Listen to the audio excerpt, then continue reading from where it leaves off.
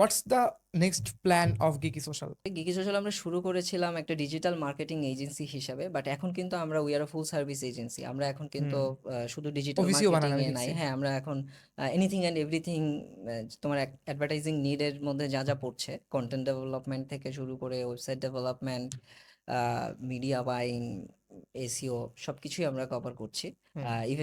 Event and activation এই জিনিসগুলো করা হচ্ছে।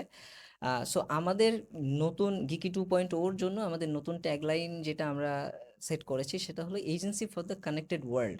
So wow. সি মানে আমাদের এখন, আমরা এখন অমনি স্ক্রিনে থাকি সব সময়। হুম। আমি খেলা দেখতেছি বাট আমার হাতে মোবাইল আছে, হুম। হ্যাঁ।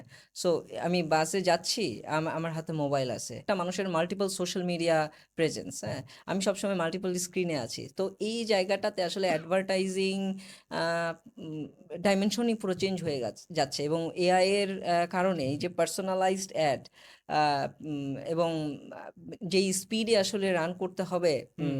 কন্টেন্ট ক্রিয়েশন বলো বা মিডিয়া বাইং বলো, এবং এভরিডে যেই আপডেটস আসতেছে, যেভাবে আসলে পুরো জিনিসটা যাচ্ছে, সো সেই জায়গাটাতে আমি আসলে যদি একইভাবে থাকি, এটা আসলে না আমি ক্লায়েন্টকে সার্ভ করতে পারবো, না আমি আসলে আমার নিজের জন্য বেটার বিজনেস পুল করতে পারবো।